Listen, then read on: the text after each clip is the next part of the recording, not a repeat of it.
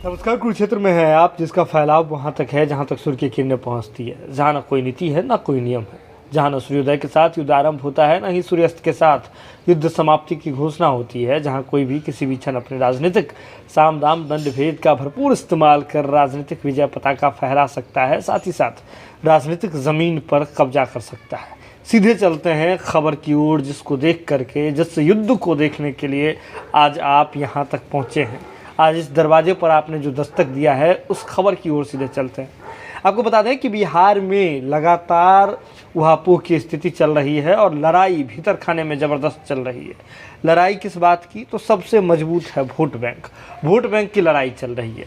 आपको उपचुनाव में भले ही राजनीतिक सहमत का खेल देखने को मिल रहा होगा, लेकिन इससे इतर आपको यह देखना चाहिए कि किस पार्टी ने किस जाति के वोट बैंक में सेंधमारी की है और किस जाति के वोट बैंक को अपने पार्टी के वोट बैंक में प्लस करने की कोशिश की है।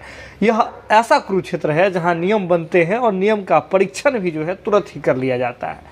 हमने बिहार में 2 उपचुनाव जो अभी संपन्न हुए हैं, मोकामा और गोपालगंज, उससे बहुत कुछ सीखा देखा। और हमने यह देखा कि कैसे ओवैसी जी की पार्टी सीधे आती है गोपालगंज में और गोपालगंज में आरजेडी को कितना डैमेज करती है। चिराग पासवान जी एक महत्वपूर्ण भूमिका में दिखाई देते हैं गोपालगंज और मोकामा दोनों जगह। हालांकि मोकामा में अनंत सिंह के जादू के आगे सब कुछ फीका पड़ गया, लेकिन बीजेपी जो वहाँ पहली बार लड़ रही थी उसको अपने वोट बैंक में इजाफा दिखा, उससे ही बीजेपी संतोष करके खुश है। लेकिन गोपालगंज लालू प्रसाद यादव जी का गृह जिला और वहाँ पर तेजस्वी यादव जी महागठबंधन में से नीतीश कुमार जी से वह सीट मांग करके ले जाते हैं, गोपालगंज में जाकर के चुनाव लड़ते हैं और अंततः जो फैसला आता है, रिजल्ट आता है, वह तेजस्वी यादव जी के लिए सुखद नहीं रहता है। क्योंकि न तो तेजस्वी यादव जी की मामी, हम बात करें साधु यादव जी की पत्नी इंदिरा यादव जी, उस उपचुनाव में, गोपालगंज के उपचुनाव में बाजी मार पाई, लेकिन ओवैसी जी की पार्टी ने अच्छा बाजी मार लिया और 12,000 से अधिक वोट जो है वह उन्हें आ गए। अगर देखें तो 2,000 वोटों का ही जो है अंतर रहा हार जीत का, यानी कि महागठबंधन के प्रत्याशी दूसरे नंबर पर है और पहले नंबर पर जो विजेता हुए वह बीजेपी के प्रत्याशी हुए और उससे करीब 6 गुना से अधिक वोट जो है वह एआईएमएमएम के प्रत्याशी को मिला। और इसके बाद ओवैसी जी का तो मनोबल सीधे तौर पर बढ़ गया। ओवैसी जी का मनोबल भी जो है 6 गुना बढ़ गया। इतना बढ़ गया कि वे महागठबंधन को ही जो है, आपको बता दें, गठबंधन के लिए न्योता देने लगे। लेकिन उसके बाद उन्होंने सीधे तौर पर ऐलान कर दिया था कि वे कुढ़नी में भी चुनाव लड़ेंगे, कुढ़नी उपचुनाव में भी अपना राजनीतिक दमखम दिखाएंगे। लेकिन आपको बता दें कि इससे पहले मुकेश सहनी जी गोपालगंज और कुढ़नी दोनों जगह जो है, माफ़ कीजिएगा, गोपालगंज और मोकामा दोनों जगह महागठबंधन को सपोर्ट कर रहे थे बीजेपी से खार खाने की वजह से। लेकिन इस बार मुजफ्फरपुर उनका अपना मैदान था, तो अपने मैदान में तो लोग आंख बंद करके भी छक्के चौके जो है वह जरते हुए नजर आते हैं। तो सैनी जी ने भी वहाँ अपने प्रत्याशी को उतार दिया है। आपको बता दें कि कुढ़नी का जो मैदान है वह सिर्फ फाइनल मैच कहा जा रहा है और उसमें राजनीतिक सहमत का बहुत सारा खेल खेला जाना है। लेकिन कुढ़नी का उपचुनाव महज एक उपचुनाव ही नहीं है, बल्कि राजनीतिक जो है, आपको बता दें कि वोट बैंक की राजनीति को भी देखने को मिलेगा और किस पार्टी में किस जाति के वोट बैंक का एडिशन हो रहा है, कहां से कौन सा वोट बैंक कट रहा है, यह भी देखने को मिलेगा। लेकिन इससे पहले उधर चलते हैं, लेकिन आपको एक बयान याद दिला देते हैं। आपको 2020 के चुनाव के बाद, जो विधानसभा का चुनाव हुआ था, उसके बाद नीतीश कुमार जी को कहना पड़ा था कि कौन साथ था कौन साथ नहीं था यह पता ही नहीं चला, और यह संबंध था बीजेपी का। बीजेपी के संदर्भ में उन्होंने कहा था और चिराग पासवान जी के जो कर्म थे, जो उन्होंने, चिराग पासवान जी ने और उनकी पार्टी ने जो जदयू को डैमेज किया था बीजेपी के राजनीतिक संरक्षण में, इसको लेकर के उन्होंने यह ट्वीट किया था। इसके बाद आपको एक और बयान आपको याद करना चाहिए। जो नेता प्रतिपक्ष उस जमाने में थे, वर्तमान में बिहार के उप मुख्यमंत्री हैं तेजस्वी यादव जी, उनका यह बयान याद करना चाहिए जो गोपालगंज उपचुनाव के बाद उन्होंने दिया। और इनका यह जो है, इनके बयान के पीछे का संदर्भ था ओवैसी जी का। ओवैसी जी की पार्टी जैसे ही वहाँ 12,000 से अधिक मत जो है प्राप्त की गोपालगंज में, उसके बाद तेजस्वी यादव जी खुले मन से कहते हैं कि ओवैसी जी बिहार में बीजेपी के बी टीम की तरह काम कर रही है और बीजेपी को फायदा दिलाने के लिए ओवैसी जी जो है चुनाव लड़ने की कवायद में है। वे हमेशा चुनाव लड़ते हैं और वह टारगेट कर रही है आरजेडी को। हालांकि आरजेडी इससे पहले ओवैसी जी की पार्टी एआईएमएमएम के विधायकों को तोड़ करके अपने दल में मिला चुकी थी। लेकिन तेजस्वी यादव जी को गोपालगंज में जो घाव मिला, इससे उनके मुंह से सहसा ही इस तरह की चीज़ें निकल गई, इस तरह की बातें निकल गई। दिल का जो दर्द था, घाव था, वह सार्वजनिक मंच पर निकल गया।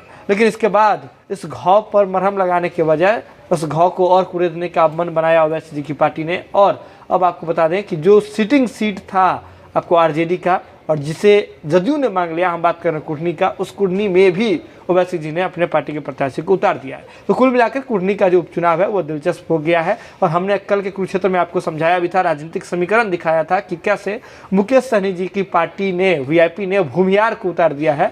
तो भूमियार का वहाँ 40,000 से अधिक वोट है। इसके बाद अगर देखिए तो सहनी समाज का भी 30,000 से अधिक वोट है।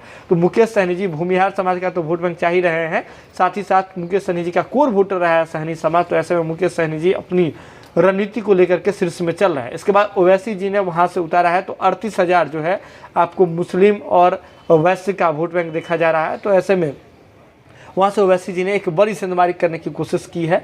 और आपको बता दें कि एक ये कहावत है कि कुढ़नी का यादव जो है नीतीश कुमार जी के साथ कभी नहीं जा सकता। इसके पीछे बहुत सारी कहानियां रही है। तो ऐसे में कुढ़नी जो सिटिंग सीट था आरजेडी का, उसे जदयू को दे दिया। और जदयू से मनोज कुशवाहा जी जो कि पूर्व मंत्री रह चुके हैं, वे इस बार मैदान में हैं और वहाँ का चुनाव दिलचस्प होते जा रहा है। तो ऐसे में आप समझ लीजिए महागठबंधन के सामने बहुत सारी चुनौतियाँ हैं। और ऐसे में वीआईपी चुनौतियाँ दोनों दल के लिए बनने वाली है, दोनों गठबंधन के लिए बनने वाली है, एनडीए और महागठबंधन के लिए। और खासकर महागठबंधन के लिए चुनौती के रूप में अगर देखें तो एआईएमएम भी अपने प्रत्याशी को अब मैदान में लेकर के आ चुकी है। तो कुल मिलाकर वहाँ का मामला टफ हो गया है। लेकिन बीजेपी एक खास रणनीति पर काम कर रही है और इस रणनीति में नीतीश कुमार जी और महागठबंधन के जो बड़े नेता हैं तेजस्वी यादव जी, वे अच्छे से ट्रिकल हो गए हैं, अच्छे से गुथ गए हैं। इसके बाद एक बताते हैं आपको कि क्या रणनीति थी और किस रणनीति पर काम चल रही थी। आपको बता दें कि आपने उपचुनाव से पहले ही देखा होगा, हम बात कर रहे हैं मोकामा और गोपालगंज के उपचुनाव से पहले, कि कैसे अमित शाह जी बिहार के राजनीति में काफ़ी इंटरेस्ट ले रहे हैं और भाजपा का शीर्ष नेतृत्व भी बिहार की राजनीति पर काम कर रहा है। और रणनीति के तहत कैसे चिराग पासवान जी की भी एंट्री इस बीच में कराई गई थी। लेकिन आपको बता दें कि हम पहले से ही कहते आ रहे हैं कि यह पूरा तैयारी जो है महज उपचुनाव तक ही सीमित नहीं है, बल्कि सामने 2024 और 2025 को देख करके बीजेपी तैयारी कर रही है। और इसी तैयारी का जो रणनीति बनाया गया था, उसका एक जो है प्रशिक्षण के रूप में इस चुनाव को देखा जा रहा है, परीक्षण के रूप में देखा जा रहा है। और प्रशिक्षण बीजेपी के बिहार के नेताओं के लिए प्रशिक्षण है और बीजेपी की रणनीति जो केंद्रीय रणनीति है उसका परीक्षण है यह उपचुनाव। तो ऐसे में समझिए कि हम पहले से ही आपको कह रहे थे कि कैसे बीजेपी अपने वोट बैंक पर, जो परंपरागत वोट बैंक है बीजेपी का, उसमें वह जो है परिवर्तन करने का सोच रही है। और उसी के तहत बीजेपी आपको बता दें कि बिहार और उत्तर प्रदेश दोनों जगह एक खास रणनीति पर काम कर रही है। खासकर बिहार की रणनीति की बात करें तो बीजेपी बिहार में यह चाह रही है कि मुस्लिम भी उनके ओर जो है अट्रैक्ट हों और इसके साथ साथ जो माफ़ कीजिएगा ओबीसी समाज है, ओबीसी समाज के जो यादव हैं वे उनसे प्रभावित हो, उनके पास आए। और इसी को तैयार करने के लिए बीजेपी खास रणनीति पर काम कर रही है। ऐसे में आपको देखने को मिला था कि हमने एक बयान आपको बताया था कि ओवैसी जी के बारे में यह कहा गया था कि वे जो हैं बीजेपी को फ़ायदा पहुंचा रहे हैं। तो कुल मिलाकर अगर देखें तो बीजेपी के लिए ही सही, या फिर अगर बीजेपी को फ़ायदा नहीं भी पहुंचा रहे हैं तो बाय प्रोडक्ट के रूप में बीजेपी को ही फ़ायदा पहुंच रहा है, क्योंकि मुस्लिम को राजद से दूर करने में एक बड़ा हाथ जो है, आपको बता दें कि ओवैसी जी की पार्टी एआईएमएम का सबको दिख रहा है, साफ हाथ दिख रहा है कि कैसे ओवैसी जी आ रहे हैं, हाथ डाल रहे हैं और लेकर के चले जा रहे हैं। लेकिन इस वक्त ये भी ध्यान देने के लिए ज़रूरी है राजद के लिए कि अगर आपका एसोसिएशन इतना कमज़ोर क्यों है, क्योंकि ओवैसी जी आते हैं, बाहर से आते हैं, चुनाव लड़ते हैं और जो मुस्लिम जिसे मुस्लिम को परंपरागत वोट समझ रहे थे, वहाँ पर आकर के सिंधमारी करके चले जाते हैं। हालांकि इस उपचुनाव में जब ओवैसी जी ने आपको कुटनी वाले में जब अपने प्रत्याशी देने की बात की, उसके बाद महागठबंधन से जदयू के भी नेता और आरजेडी के भी नेता बोल दिए इस पूरे प्रकरण पर और ओवैसी जी को उन्होंने खरी खोटी सुनाई, जिसमें एआईएमएम के जो प्रदेश अध्यक्ष हैं उन्होंने आड़े हाथ लिया नीतीश कुमार जी को और कहा कि इसके बारे में वे पार्टी हमें कैसे बोल सकती है जो कुछ दिन पहले तक बीजेपी के साथ जाकर के सरकार चला रही थी। तो उन सबको बोलने का तो कोई नैतिक हक है ही नहीं। तो खास तौर पर आप समझिए कि सही बात है कि नैतिक हक है ही नहीं। और मुस्लिम समाज का अगर आप राजनीति कर रहे हैं तो क्यों नहीं आपके पास यूनाइट है मुस्लिम समाज की। ओवैसी जी की पार्टी एक नई पार्टी आती है, मुस्लिम को खींच करके लेके चले जा रही है।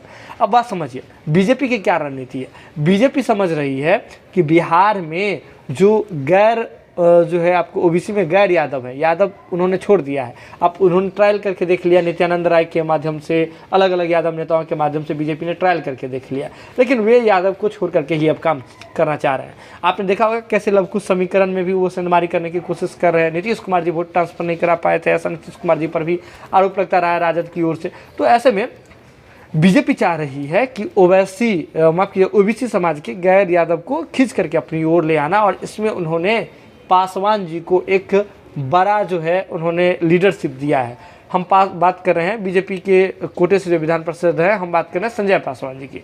संजय पासवान जी को आपने देखा होगा कि कई मौके पर बीजेपी उनके मुंह में टेप चिपकाते हुए नजर आई थी। संजय पासवान जी पहले काफ़ी बयानबाजी के लिए जाने जाते थे, लेकिन बीच में वे जो है राजनीतिक रूप से निष्क्रिय हो गए थे, उनका बयान नहीं आ रहा था। लेकिन अब बीजेपी ने उन्हें एक खास टास्क दिया है, और इसी के तहत 26 नवंबर को पटना में संविधान दिवस मनाने जा रही है बीजेपी। और उस संविधान दिवस में जो मुस्लिम समाज में जो पिछड़े हुए मुस्लिम हैं, पासमानदा समाज, उसे जो है इकट्ठा करने का जिम्मा दिया गया है।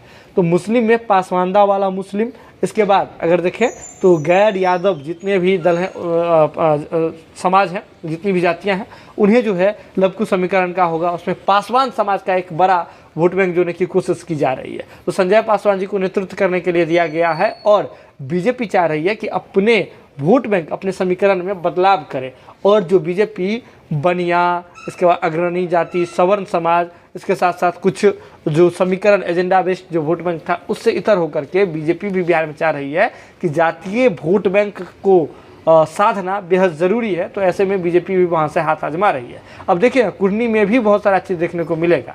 आपने देखा कि गोपालगंज में सभी जातियों की ओर से कैसे वोट मिले बीजेपी को, तो बीजेपी भी उस बात से काफ़ी उत्साहित है, और एक और ट्रायल के रूप में, एक परीक्षण के रूप में कुर्नी का जो उपचुनाव है वह दिखेगा बीजेपी के सामने में, क्योंकि मामला बहुत कठिन दिख रहा है। तेजस्वी यादव जी और नीतीश कुमार जी के लिए मामला मुश्किल होते जा रहा है, तमाम तरह की चीज़ें हैं। लेकिन अगर देखें तो अगर कल भी हमने एक बात आपको बताई थी कि अगर एक कट्ठे का प्लॉट है और उस पर बहुत सारे हिस्सेदार हो जाए तो प्लॉट अपने आप छोटा हो जाएगा।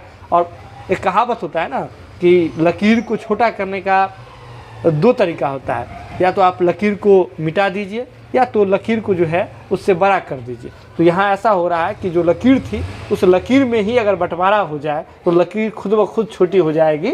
तो मामला टफ हो रहा है, और बीजेपी अपने रणनीति पर काम कर रही है, और ऐसे में तमाम तरह के सामाजिक समीकरण को जोड़ने की कोशिश में लगी हुई है, कयावत में लगी हुई है। और ये समीकरण अभी के लिए नहीं बल्कि 2024 और 2025 के लिए जोड़ने में बीजेपी लगी हुई है। जुड़े रहिए आप जनता टॉकीज के साथ, जो भी अपडेट होगा हम आपसे शीघ्र ही साझा करेंगे। ज़रूरी है कि आप अपनी आंखों को खोल करके रखिए, सजग रहिए, क्योंकि ये कुरुक्षेत्र है। कुरुक्षेत्र में कभी भी किसी भी क्षण बदलाव हो सकता है, क्योंकि यहाँ युद्ध विराम नहीं होता है। आपको कैसा लगता है हमारा ये खास पेशकश, आप हमें बिल्कुल बता सकते हैं। कमेंट सेक्शन लगातार खुले हुए हैं, कमेंट सेक्शन में आए, आप कमेंट करें, और वीडियो देख ले तो जिससे ज़रूरत है शेयर करने की, शेयर करके अन्य लोगों तक पहुँचाने की। बहुत बहुत धन्यवाद।